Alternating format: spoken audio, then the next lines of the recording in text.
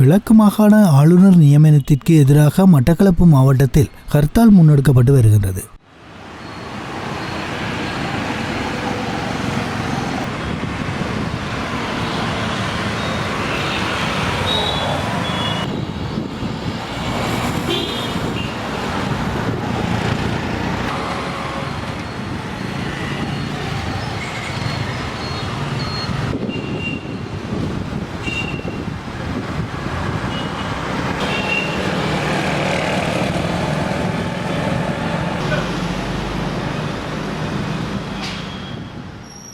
கிழக்கு மக்கள் ஒன்றியம் எனும் தலைப்பில் இன்று காலை முதல் ஹர்த்தால் முன்னெடுக்கப்பட்டு வருகின்றது.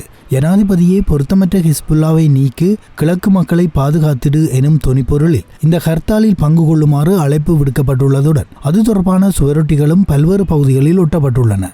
இதன் காரணமாக மட்டக்களப்பு மாவட்டத்தின் தமிழ் பிரதேசங்களில் முற்றாக இயல்பு வாழ்க்கை பாதிக்கப்பட்டுள்ளதாக எமது பிராந்திய செய்தியாளர் தெரிவித்தார். எனினும் முஸ்லிம் பிரதேசங்களில் வளமையான நடவடிக்கைகள் முன்னெடுக்கப்பட்டுள்ளதாகவும் அவர் சுட்டிக்காட்டினார். மேலும் மாணவர்கள் பாடசாலைக்கு சமூகம் அளிக்காமையினால் கல்வி நடவடிக்கைகள் முற்றாக செயலிழந்துள்ளதுடன் அரச நிறுவனங்கள் மக்கள் வரவின்மையால் வெறிச்சோடி காணப்படுவதாக தெரிவிக்கப்படுகின்றது. தனியார் மற்றும் அரச போக்குவரத்து சேவைகள் வளமை போன்று நடைபெற்று வரும் நிலையிலும் மக்கள் வரவு குறைவாகவே காணப்படுவதாக தெரிவிக்கப்படுகின்றது.